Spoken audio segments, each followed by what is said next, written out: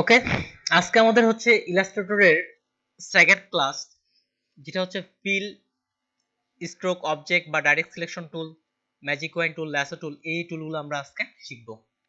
তাহলে চলেন শুরু করে দিই।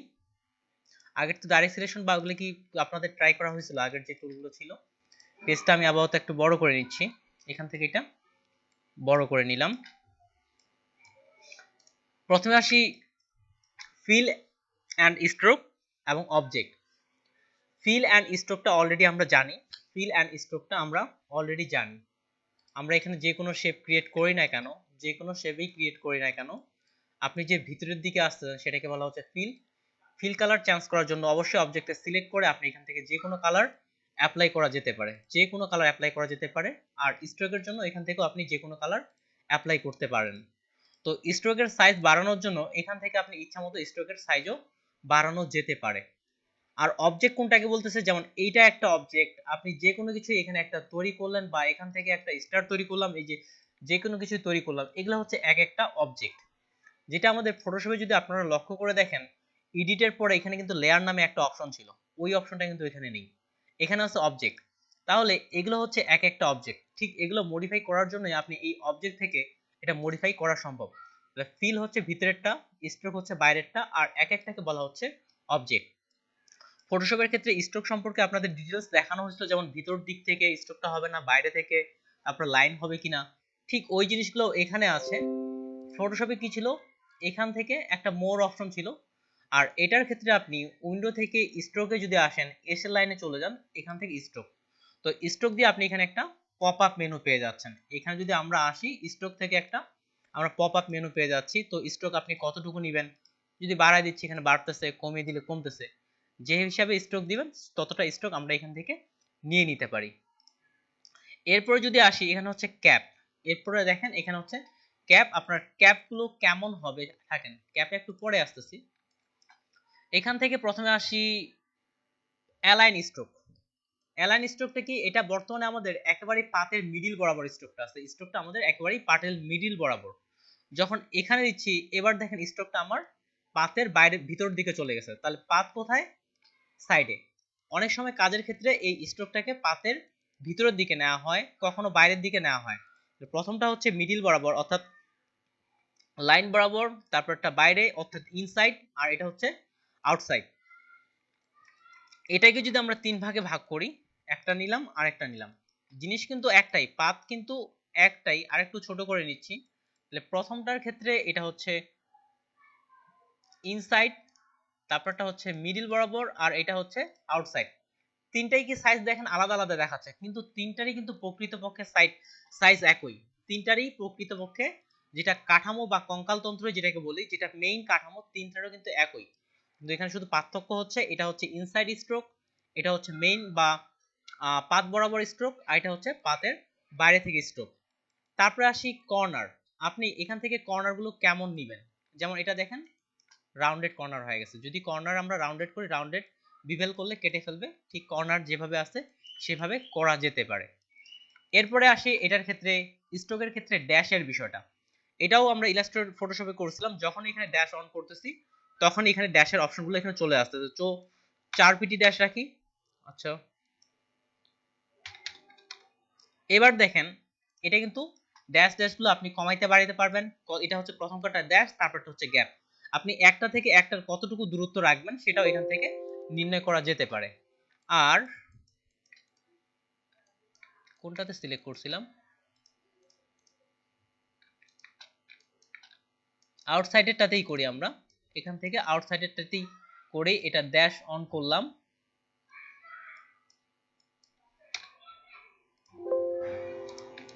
নতুন আরেকটাতে ইউজ করতেছি, একটু শুধু ওয়েট করেন। এটাকে বাইরে বের করে নিই, কেননা এটা আমার বারবারই প্রয়োজন পড়তেছে।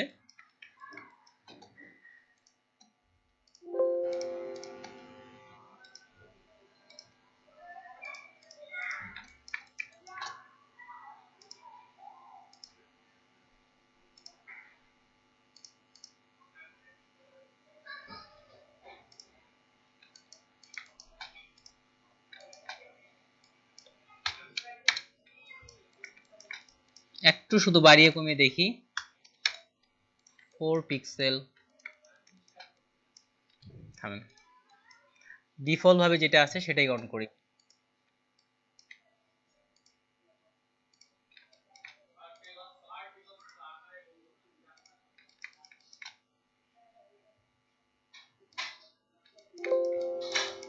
ওকে, এবার দেখেন আসলে সেখানে সেটিং গুলো অনেক বেশি বেশি হয়ে গেছিল, এই জন্য আমি আবার নিয়ে করলাম।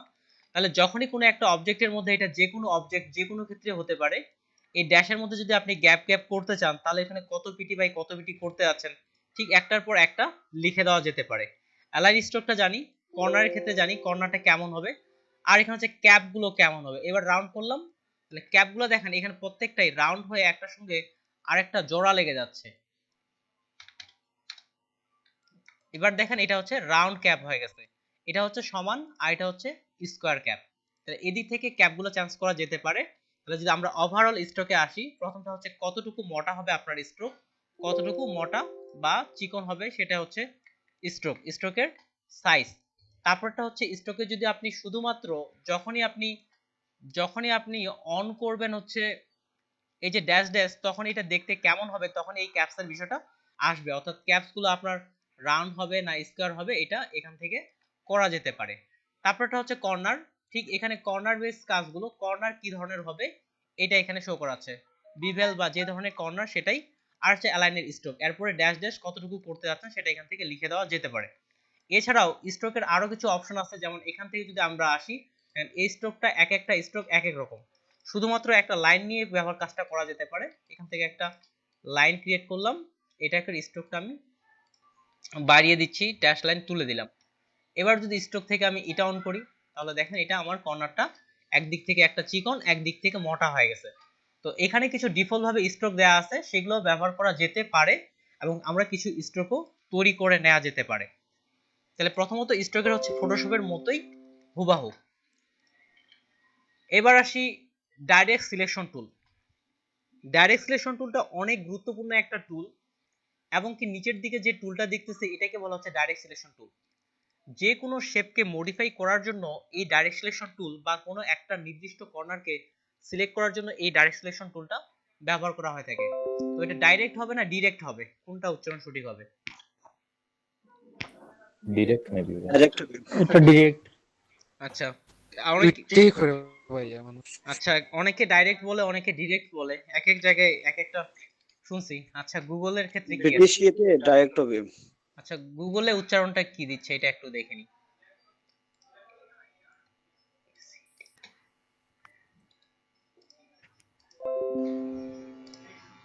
গুগল সম্ভবত ডাইরেক্ট বলবে।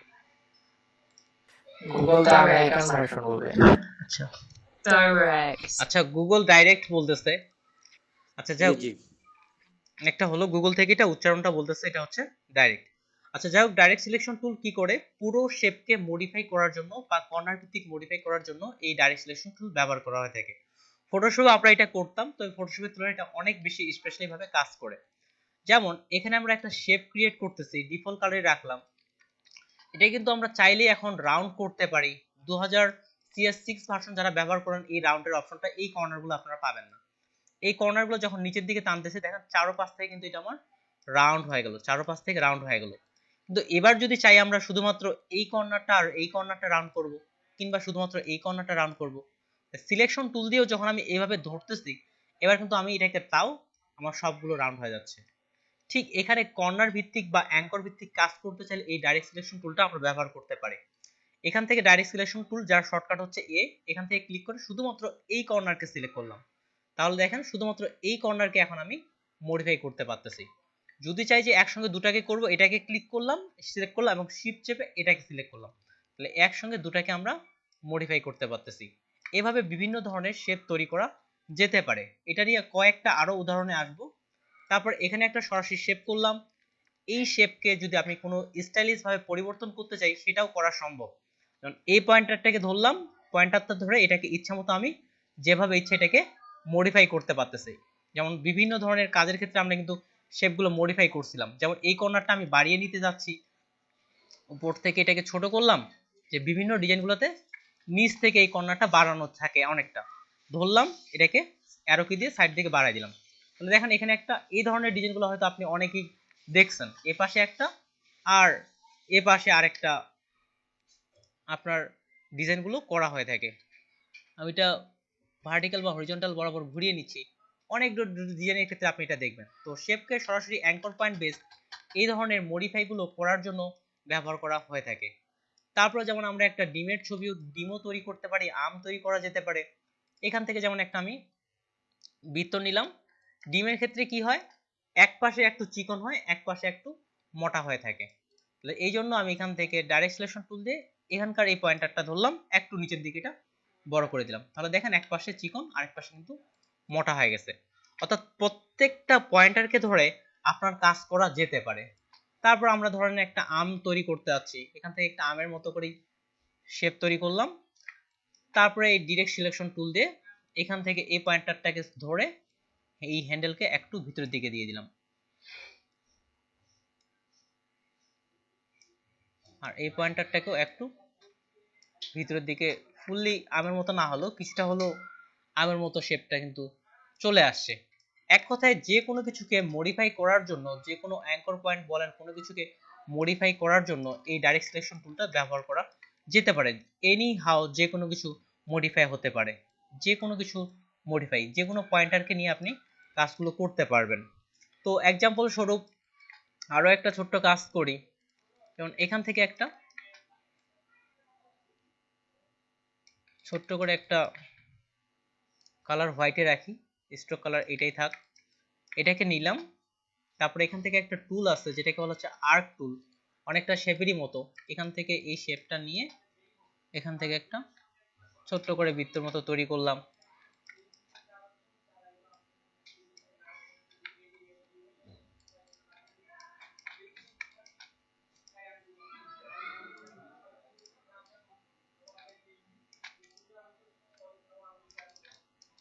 আর একটু বড় করে পয়েন্টারটা তৈরি করলাম, এটাকে ওভারঅল একটা গ্রুপ করলাম। গ্রুপ আমরা ফটোশপে যেভাবে করি, কন্ট্রোল জি দিয়ে ওভারঅল গ্রুপ করলাম। তো এটাকে যদি আমরা রোটেট করতে চাই তাহলে কিভাবে রোটেট করব, সিলেকশন টুল দিয়ে সিলেক্ট করলাম, এখান থেকে হালকা একটু রোটেট করে নেওয়া যেতে পারে।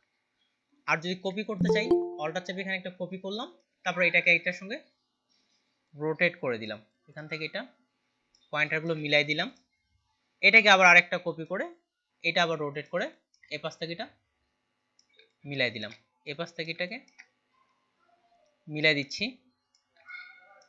তো আমরা ফটোশপের ক্ষেত্রে যদি আমি নিচের লেয়ারটাকে উপরে উঠাতে চাইতাম তাহলে আমরা কিভাবে লেয়ারকে উপরে তুলতাম, নিচের লেয়ারকে যদি আমরা তুলতে চাইতাম, কন্ট্রোল চেপে থার্ড ব্র্যাকেট। কন্ট্রোল চেপে থার্ড ব্র্যাকেট, ঠিক এখানেও এটা এটা জিনিসটা দেখে নেন, এটাকে বলা হচ্ছে অ্যারেঞ্জ। এই যে 7 নাম্বারটা, এটাকে বলা হচ্ছে অ্যারেঞ্জ।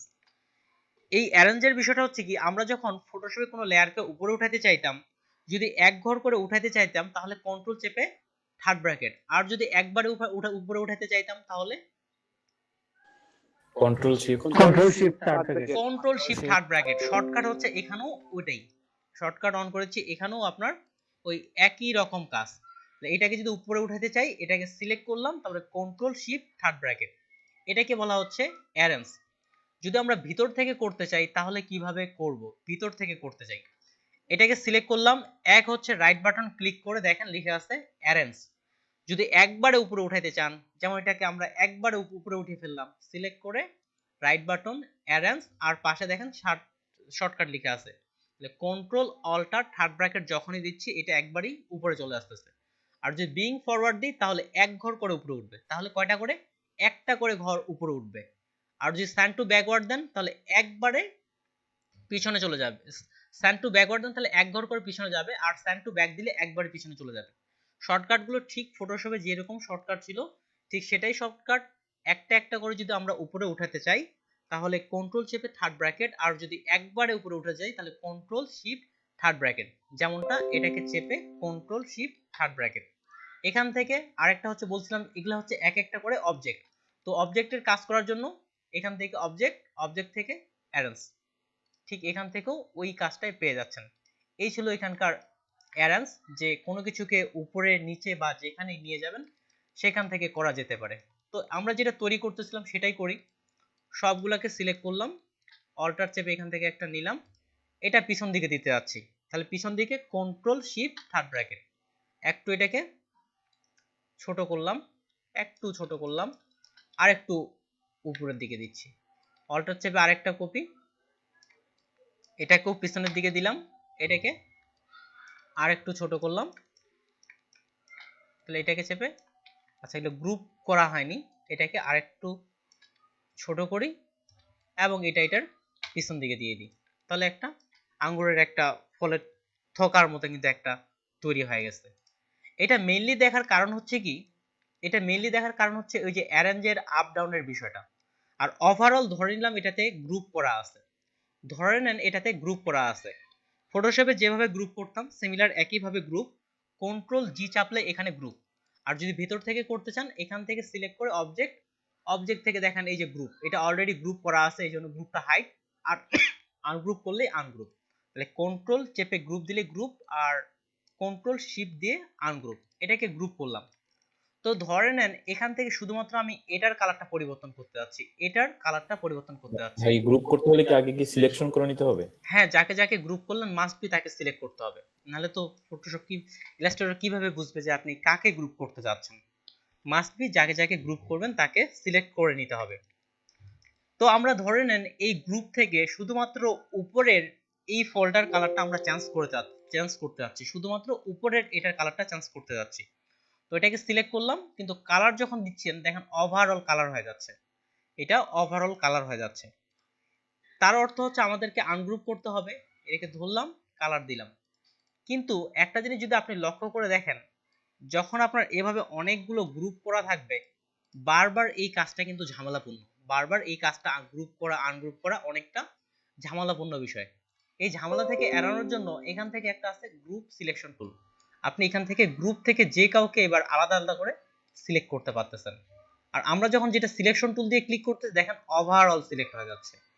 তাহলে গ্রুপের মধ্যেও যদি আমরা সিলেক্ট করতে চাই তাহলে এখান থেকে গ্রুপ সিলেকশন টুল ব্যবহার করা যেতে পারে। এটাকে ক্লিক করলাম, তো শুধুমাত্র এটার মধ্যেই আমি কালারটা অ্যাপ্লাই করতে পারতেছি। আপনি যাকে সিলেক্ট করবেন শুধুমাত্র তাকেই আপনি কালার অ্যাপ্লাই বা অন্যান্য মডিফাইড কাজগুলো করা যেতে পারে। এই ছিল গ্রুপ সিলেকশনের কাজ।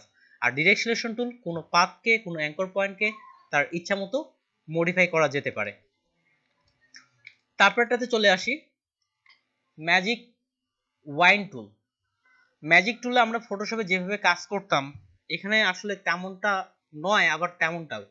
ম্যাজিক টুল কিভাবে ফটোশপে কাজ করতো?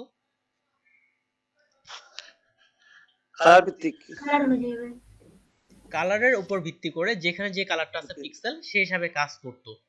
কিন্তু এখানে তো আমাদের আবার পিক্সেলের বিষয়টা নাই, এখানে অনেকভাবে ম্যাজিক টুল কাজ করে। তো ম্যাজিক টুল বোঝানোর জন্য আমি কিছু বিষয় এখানে আনতেছি। আমরা কয়েকটা শেপ তৈরি করি, যেমন এখানে একটা শেপ তৈরি করলাম, এটার স্ট্রোকটা কত রাখবো, 3 রাখি। এটাকে আমরা কপি করি, কন্ট্রোল ডি দিয়ে কয়েকটা কপি করে নিলাম। তারপরে এখানে একটা বৃত্ত তৈরি করলাম, আচ্ছা এটাকেও এখান থেকে একটা কন্ট্রোল মুভ হয়ে গেছে, অল্টার চেপে একটা কপি করলাম, এরপরে শর্টকাট কন্ট্রোল ডি দিয়ে কয়েকটা কপি করলাম। আরেকটা এখানে স্টার ক্রিয়েট করি, এটাকেও একটা কপি করে এটাকেও কন্ট্রোল ডি দিয়ে করলাম। ডিজাইনের উপর ভিত্তি করে আপনি ধরে নেন অনেকগুলো শেপ ক্রিয়েট করছেন, ডিজাইনের জন্য আপনি বিভিন্ন ধরনের শেপ ক্রিয়েট করছেন, আর এই কয়েকটাকেও আমরা আলাদা একটা কালার দিয়ে দিই। আর এবার আসি আমরা ম্যাজিক টুলে। তাহলে প্রথমত ম্যাজিক টুল কালারের উপর ভিত্তি করে কাজ করছিল, এখানেও কালারের উপর ভিত্তি করে কাজ করবে, তবে এখানে অনেকগুলো বিষয় আপনার অনুসরণ করা হয়ে থাকে।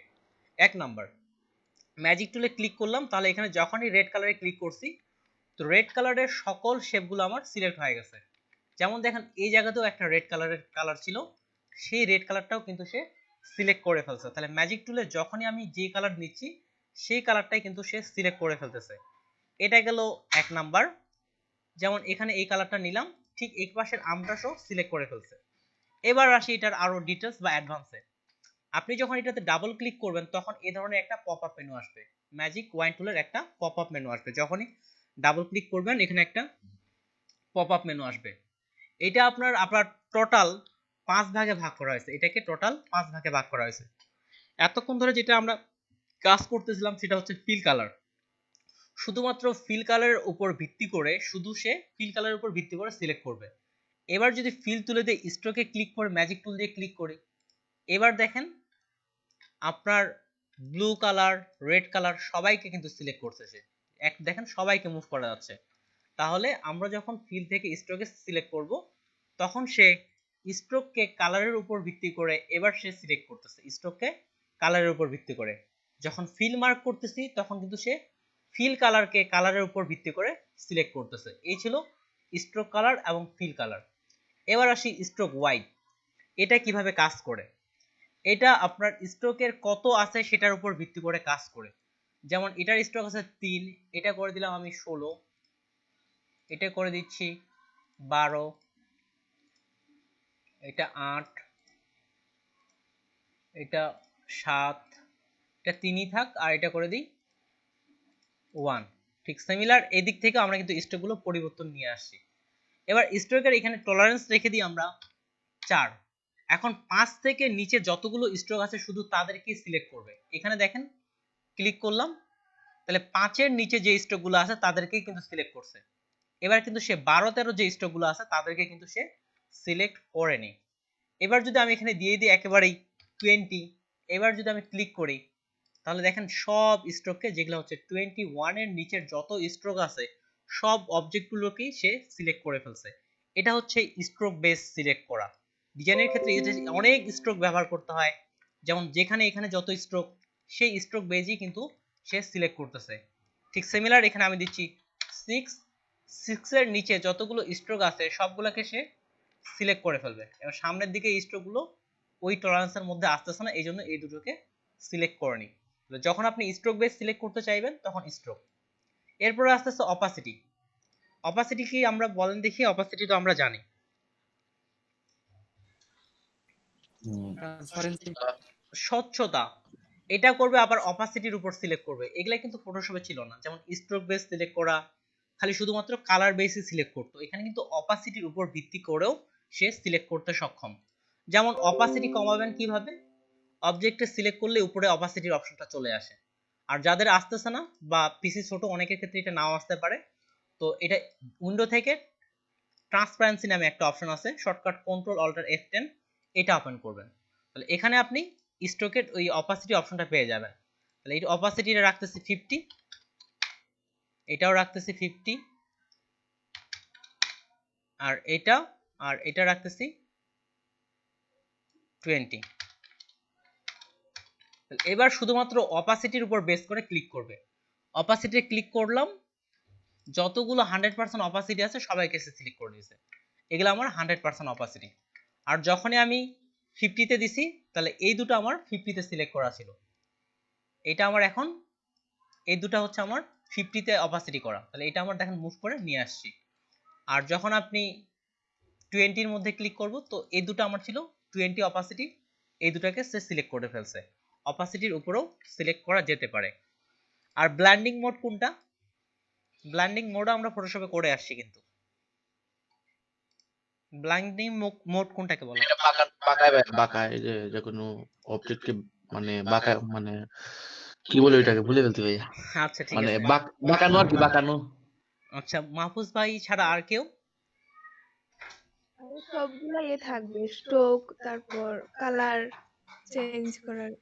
আসলে দুইটাই না, আপনাদের হয়তো স্মরণ আছে কালোকে আরো কালো কালারকে সিলেক্ট করার জন্য, হোয়াইট কালারকে সিলেক্ট করার জন্য আপনার হয়তো স্ক্রিন মাল্টিপ্লাই, এগুলো কি স্মরণ আছে? লেয়ারের সঙ্গে ছিল, হ্যাঁ ভাই, ওইটাই হচ্ছে হ্যাঁ ভাই। Blending mode. হ্যাঁ ভাই, ওটাই হচ্ছে ব্লেন্ডিং মোড। যেমন এটাও আপনি পেয়ে যাবেন ট্রান্সপারেন্সির ভিতর। এটাতে ক্লিক করলাম, ট্রান্সপারেন্সি আসলাম, দেখেন এখান থেকে লেখা আছে ওভারলি।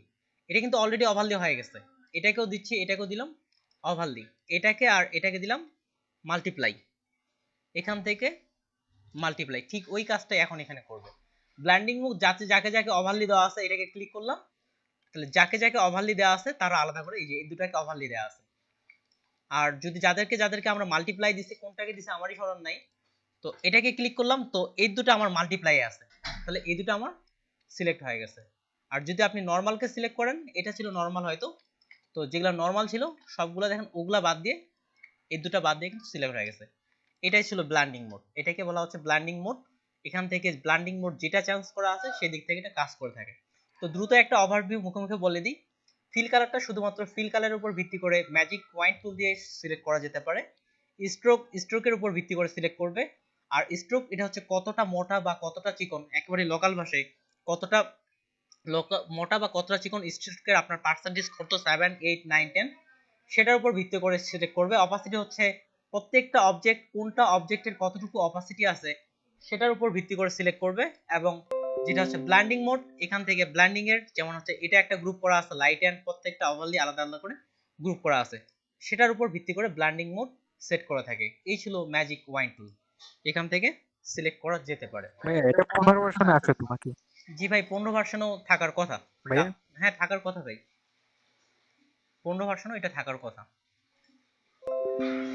তবে শুরুর দিকে এটাও আমি আগের দিকে শুরুর দিকে ততটা এটা নিয়ে কাজ করতাম না। 15 ভার্সন যখন চালাইতাম তখন এটা নিয়ে আমি কখনো কাজ করিনি। এই যে আপডেট ভার্সনে এটা নিয়ে কাজ করি, তবে 15 ভার্সনে এটা থাকার কথা। তারপরটাতে আসি, ল্যাসো টুল।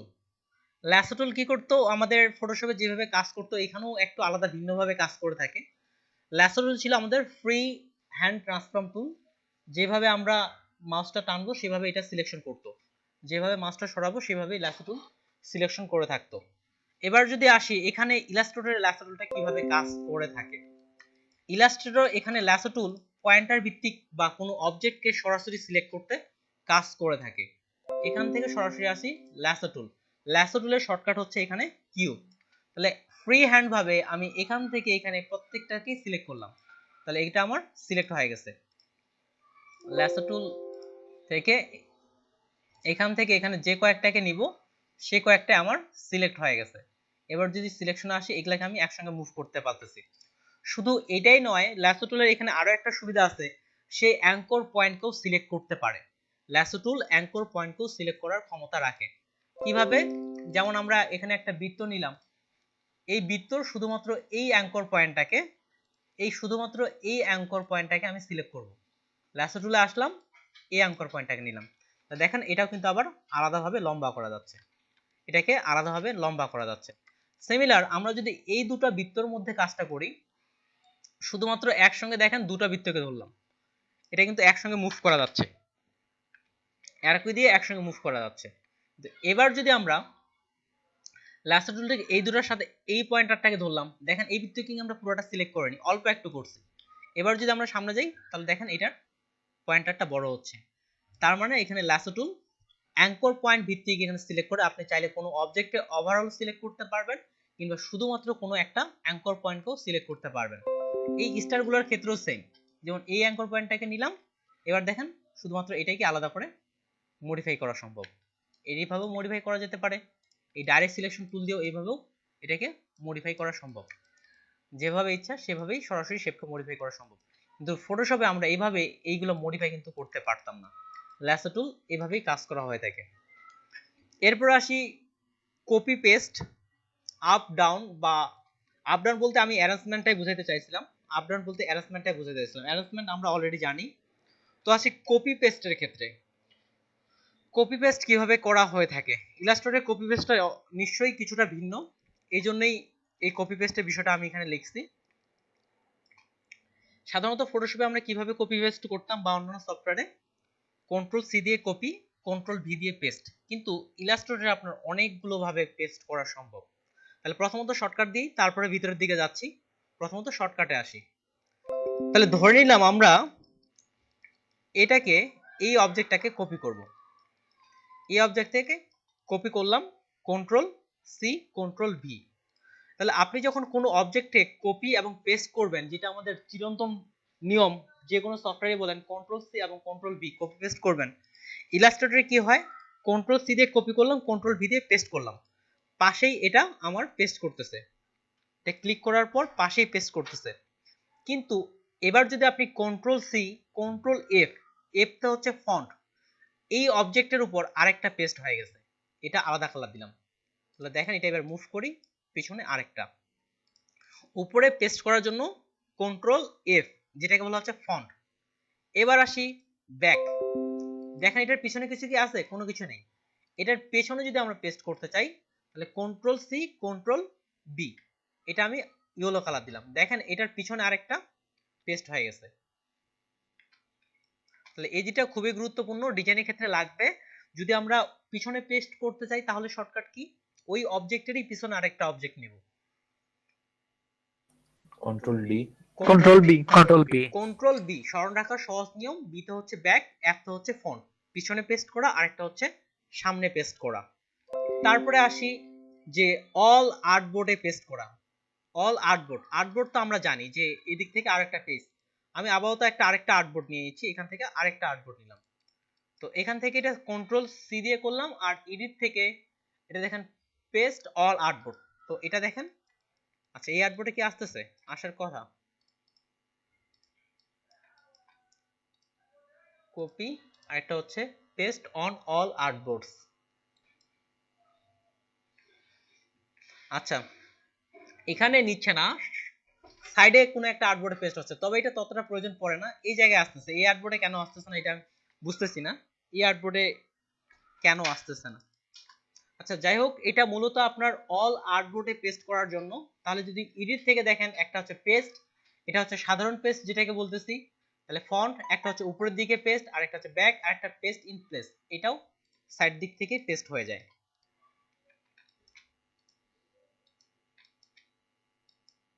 একটু শুধু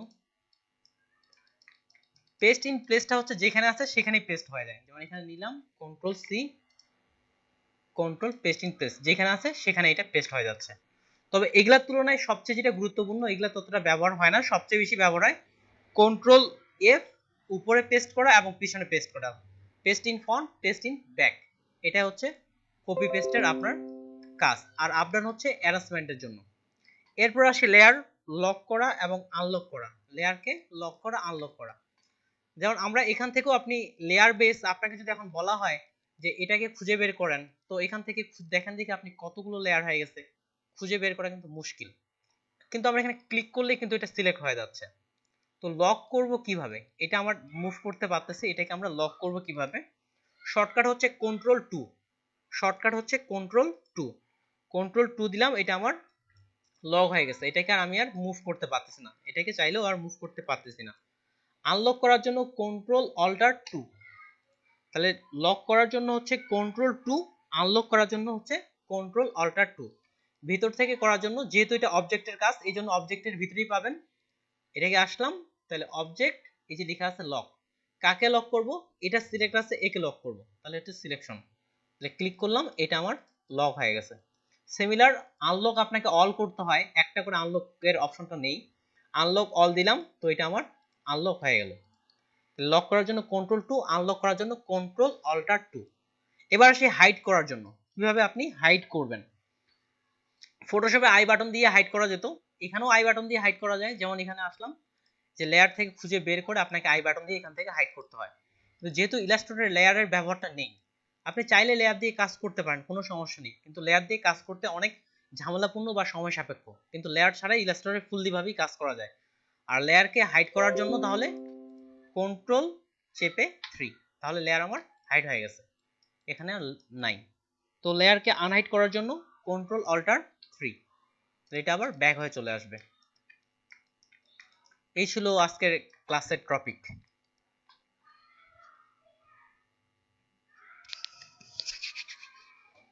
অ্যারেঞ্জের বিষয়টা কি ক্লিয়ার হয়েছেন? অ্যারেঞ্জের বিষয় ক্লিয়ার হয়নি এমন কেউ আছেন? অ্যারেঞ্জের বিষয় কিন্তু ক্লিয়ার, খুব ভালোভাবে পারফেক্ট ভাবে লাগবে, যেটা আমাদের অনেকটা লেয়ার সাজানোর মতো, যে কোনটা উপরে থাকতেছে, কোনটা নিচে থাকতেছে।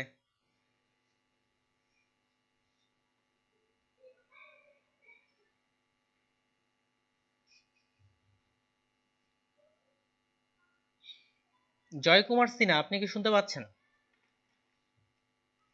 হ্যাঁ দাদা শুনতে পাচ্ছি। তো অ্যারেঞ্জ জিনিসটা কিভাবে বা শর্টকাট গুলো কি বলতে পারবেন? হ্যাঁ দাদা বলেন দেখি, যে অ্যারেঞ্জ এর জন্য কিভাবে করা যেতে পারে। যেমন এটা এখানে আছে, এটা আমি এটার পিছনে নিতে যাচ্ছি, তাহলে কিভাবে করব আমি? একেবারেই এটা কন্ট্রোল চেপে থার্ড ব্র্যাকেট, কন্ট্রোল চেপে থার্ড ব্র্যাকেট, তো কন্ট্রোল চেপে যে থার্ড ব্র্যাকেট চাপছে এটা তো পিছনে যাচ্ছে না, এই যে কন্ট্রোল চেপে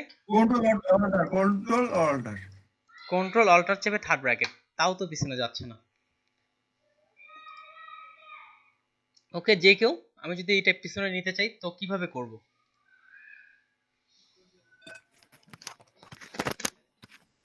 কন্ট্রোল বি।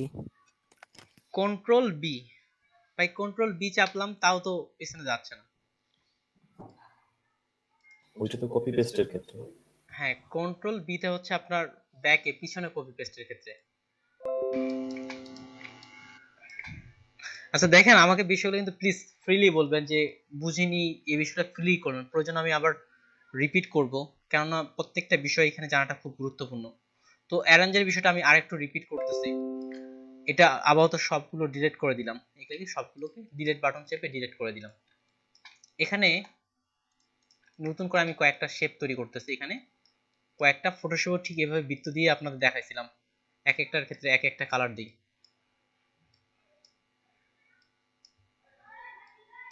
তো এক একটার ক্ষেত্রে এক একটা কালার দিলাম। তাহলে এখানকার যদি আপনি এটাকে একেবারে উপরে উঠাইতে চান, তাহলে ম্যানুয়াল ভাবে করার জন্য আপনি রাইট বাটন ক্লিক করে অ্যারেঞ্জ, অ্যারেঞ্জ থেকে বিং টু ফন্ট, তাহলে যতগুলো লেয়ার আছে প্রত্যেকটারই একেবারে উপরে উঠে যাবে। যে এখান থেকে শুরু করে যতগুলো লেয়ার আছে, আপনি যদি এখানেও লক্ষ্য করে দেখেন, এখান থেকে এটা একেবারেই সবার উপরে উঠে যাবে। Right button arrange bring to front, তো দেখেন এই যে ইয়েলো কালারটা সবার উপরে উঠে গেছে। আপনি যে লেয়ার ম্যানেজমেন্ট, লেয়ারের দিকে তাকান, যদিও লেয়ারের প্রয়োজন নেই, এটা হচ্ছে এখান থেকে ম্যানুয়াল ভাবে করার জন্য এটা একটা। আর একটা অবজেক্ট, এটা যদি সবার পিছনে দিতে চাই একেবারে নিচের সবার নিচের লেয়ারে, ঠিক অবজেক্ট অ্যারেঞ্জ থেকে একেবারেই পিছনে সেন্ড টু ব্যাকওয়ার্ড, তাহলে দেখেন এটাকে একেবারেই নিচের দিকে চলে আসছে। আর যদি একটা একটা করে লেয়ার উপরে উঠাতে চাই এখান থেকে একটা একটা করে, তো দেখেন একটা একটা করে কিন্তু লেয়ার উঠতেছে, লেয়ারের দিকে দেখেন, কিন্তু এখানে দেখতেছি যে এটা কিন্তু উপরে উঠতেছে না। এখানে কি উঠতেছে, এখানে উপরে কিন্তু উঠেনি। কেন উঠেনি? কেননা এই লেয়ারগুলো অনেক উপরে আছে, এই জন্য এটা উঠেনি। যদি এর উপরে রেড লেয়ারটা দেখেন, এটা কিন্তু এই দিকে আছে বা এই দিকে লেয়ারগুলো আছে, এই জন্য মনে হচ্ছে যে এটা উঠতেছে না, কিন্তু বাস্তবে সে কিন্তু একটা একটা করে ঠিকই উঠতেছে। দেখেন একটা একটা করে লেয়ার কিন্তু সে ঠিকই উঠতেছে, কিন্তু মনে হচ্ছে যে উঠেনি। লেয়ারের দিকে লক্ষ্য করে দেখেন একটা একটা করে সে ঠিকই উঠতেছে, এবার মনে হচ্ছে যে উঠার বিষয়টা। তাহলে একটা করে ওঠার জন্য শর্টকাট হচ্ছে কন্ট্রোল চেপে থার্ড ব্র্যাকেট, তাহলে একটা করে উপরের দিকে উঠবে। আর যদি একবারে উঠাতে চাই তাহলে কন্ট্রোল শিফট থার্ড ব্র্যাকেট, আর যদি নামাইতে চাই ওই থার্ড ব্র্যাকেটের বিপরীত। এই ছিল অ্যারেঞ্জ। ওকে ঠিক আছে, আজকে আপনাদের সরাসরি আমি এদিক থেকে হোমওয়ার্ক কোনো দেখছি না, যে টপিকগুলো ওভারঅল আলোচনা করা হলো সেই টপিকগুলো আপনারা রিপিট করবেন। যে তারপর হচ্ছে এই ডাইরেক্ট সিলেকশন টুল দিয়ে বিভিন্ন ধরনের শেপ ক্রিয়েট করার চেষ্টা করবেন। বিভিন্ন ধরনের, যেমন আসি আমরা গ্রাফিক রিভার থেকে, আপনারা অলরেডি ফ্ল্যাট তৈরি করছেন। কিছু কিছু ফ্ল্যাট ছিল যেগুলোর শেপগুলো তুলনামূলক কঠিন ছিল, সবগুলো এখনো পারবেন না, শেপের জন্য আরো কিছু কাজ করতে হয়। কিছু কিছু ফ্ল্যাট আসি, এবার আসি কর্পোরেট ফ্ল্যাটগুলো দিয়ে শুরু করি। কর্পোরেট ফ্ল্যাটে আসি, যেমন বিভিন্ন রকম শেপগুলো ক্রিয়েট করার ছিল। যেমন এখানকার এই শেপটা, এটা খুব কিন্তু তৈরি করা সিম্পল। উপরের যে শেপটা আছে এটা কি আমরা তৈরি করতে পারবো? আচ্ছা লোডিং হয়ে যাক।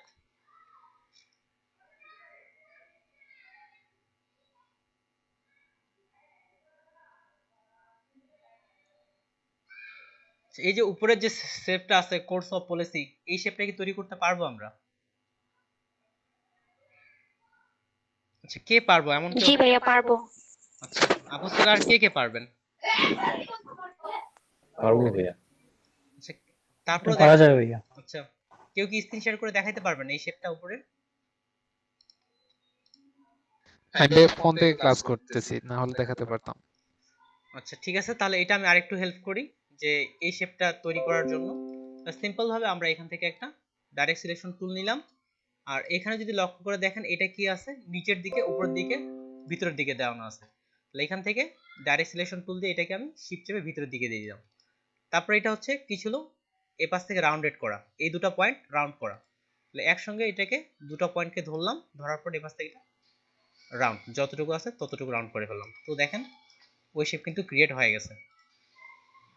আর এখানে গ্রেডিয়েন্ট কালার দেওয়া হয়েছে, ওই শেপটা এখানে ক্লিয়ার। স্ট্রোকটা বাদ দিয়ে দিই, এখান থেকে স্ট্রোকটা নান করে দিলাম, তাহলে স্ট্রোক চলে গেল। এই ধরনের কিছু কিছু শেপগুলো এখন আপনারা ট্রাই করতে পারেন। ঠিক নিচের এটা যেমন রাউন্ডেড করা হয়েছে, এটা কোথায় তৈরি করা হয়েছে? আচ্ছা, ইনি ফটোশপে করছেন এটা। এই ধরনের বিষয়গুলো আপনারা ট্রাই করতে থাকতে পারেন। যেমন এখানকার এই ফ্লেয়ারগুলো, এগুলো যদিও এটা ফটোশপে করা যাবে, কিছু কিছু হাই কোয়ালিটি শেপ আছে সেগুলো এখান থেকে ট্রাই করা যেতে পারে। যেমন এই শেপটা, যে নিচের এই শেপগুলো আপনারা ট্রাই করতে পারেন। যদিও এগুলো কর্নার বেস, এগুলো ট্রাই করা যেতে পারে। এবং শেপ নিয়ে আরো সামনে ক্লাস আসবো, এবং কিভাবে ক্রিয়েটিভ শেপ তৈরি করা যায় সেটা নিয়েও ক্লাসে আসবো। এগুলো ট্রাই করা যেতে পারে। আর কন্টেস্টের ক্ষেত্রে আমাদের লাস্ট যদি আসি, আপনাদের 27 ব্যাচের ক্ষেত্রে টুইন ভাই একটা কন্টেস্ট দিছিল, সেটা আমি পিন পোস্ট করে দিছিলাম, এবং কি এখানে লিখেও দিছিলাম এটা পিন পোস্ট যেন আপনি ঢোকার সাথে পেয়ে যান। তো এই কন্টেস্টগুলোতে কেউ কেউ অংশগ্রহণ করছিলেন, তারপরে এই দিক থেকে শিপন ভাইও কন্টেস্টের লিংক দিয়ে দিয়েছেন। আমরা কি কন্টেস্টে কেউ কেউ অংশগ্রহণ করতেছি না এমনি শুধু কন্টেস্টগুলো থেকে যাচ্ছে? না ভাইয়া করতেছি। ওকে, টুইন ভাই করতেছেন? করতেছি ভাইয়া। আমি ওই ফ্লায়ার রেকর্ড করতেছি। ওগুলো অনেক কঠিন ভাইয়া, ফ্লায়ার রেকর্ড। না ভাইয়া যেগুলো সহজ ভাইয়া আমি সেগুলোতে করতেছি। আসলে বিষয়টা হচ্ছে কি, ফ্লায়ারগুলোও ট্রাই করা যেতে পারে এই কারণেই যে আসলে যেগুলাতে সহজ, যেমন আপনি করতেছেন ঠিক আপনার মতো ওই সহজ মনে করে অনেক মানুষই কিন্তু সেটাতে করতেছে, এই জন্য ওগুলাতে কম্পিটিশন গুলো আরো একটু বেশি হচ্ছে। ঠিক আছে, সমস্যা নেই, আপনারা যেটাতে আছে ওটাতে করবেন। তবে আপনি আপনার ডিজাইনটা এখানে কমেন্ট করে দিয়ে দিন যে আপনি এই ডিজাইনটা করছেন, সেভ ফর ওয়েব দিয়ে ডিজাইনটা কমেন্ট করা যেতে পারে। থ্যাংক ইউ উজ্জ্বল দাস ভাইকে আরো কিছু কন্টেস্ট এই দিক থেকে দেওয়ার জন্য। তো টার্গেটেড হিসাবে আমরা ভাইয়া এটা কন্টেস্ট বলতে এটা আমার ডিজাইন করা আর কি, আমি লিংক দিয়েছিলাম। জি আমি বুঝতে পারছি। আচ্ছা, উনি মনে হয় এদিকে পরে আর কাউকে রেটিং দিচ্ছে না, সামনের কয়েকটাকে দেওয়ার পরে। হ্যাঁ ভাইয়া, আপনি কিন্তু যথেষ্ট ভালো ডিজাইন করছেন, যে আপনার এই ডিজাইনটাই বলেন সিম্পলের মধ্যে বা এটাই বলেন, যথেষ্ট ভালো ডিজাইন করছেন, আইডিয়াগুলো। ভাই আমি অনেকগুলো প্রায় 4টা আমি সাবমিট করছি, আমার একটা রিভিউ দেয় নাই। জি ভাই বুঝতে পারছি, সমস্যা নেই মাহফুজ ভাই। এই যে ডিজাইনগুলো করছেন, রিভিউ না দিক, আপনি ওই ডিজাইনগুলো পরবর্তীতে মডিফাই করে আপাতত যেগুলোতে বিজনেস কার্ড নিচ্ছে সেখানেও দিয়ে দিতে পারেন, কোনোখানেই নেই। তারপরে আপনার অভিজ্ঞতা বাড়তেই আছে। আর ফাইবারে যাওয়ার পরেও যখন আমরা ফাইবারে যাব, এই ডিজাইনগুলো মডিফাই করে সেখানে আপনি আপনার অ্যাজ এ পোর্টফোলিও হিসেবেও কিন্তু ব্যবহার করতে পারবেন। অ্যাজ এ পোর্টফোলিও হিসেবে ব্যবহার করা যেতে পারে। আপনার কন্টেস্টে এইদিকে নেওয়া হোক বা না নেওয়া হোক, তাও কিন্তু আমরা এটাকে ব্যবহার করতে পারতেছি। থ্যাংক ইউ যারা যারা কন্টেস্টে কাজ করতেছেন। আর এখান থেকে এই দুটো কন্টেস্ট থেকে আমি এটা দেখি এখান থেকে চয়েস করা যায় কিনা। আচ্ছা, গ্যারান্টি $50। আচ্ছা, টু সাইড ফ্ল্যাটটা বাদ দিয়া বলতো, টু সাইড ফ্ল্যাটটা অনেকেরই একটু কঠিন হয়ে যাবে, সহজগুলো দিয়েই করা যেতে পারে। আচ্ছা, $100 A5 ডাবল সাইড ফ্ল্যাট, অর্থাৎ দুপাশে লাগবে। আচ্ছা, ক্রিসমাস ট্রিটাও একটু কঠিন হয়ে যাবে, ক্রিসমাস ট্রিতে বিভিন্ন ধরনের ইফেক্ট ব্যবহার করা হয়ে থাকে, এই জন্য কঠিন হয়ে যাবে। ঠিক আছে, সমস্যা নেই, আমি একটু পরেই আপনাদের খুঁজে একটা দিয়ে দিচ্ছি। তো আজকের ক্লাসের কোনো কিছু প্রশ্ন আছে বা যে কোনো প্রশ্ন যেটা আমাদের ভিডিওতে থাকা প্রয়োজন, তাহলে ভিডিওটা আমি আপলোড করে দিয়ে দিচ্ছি।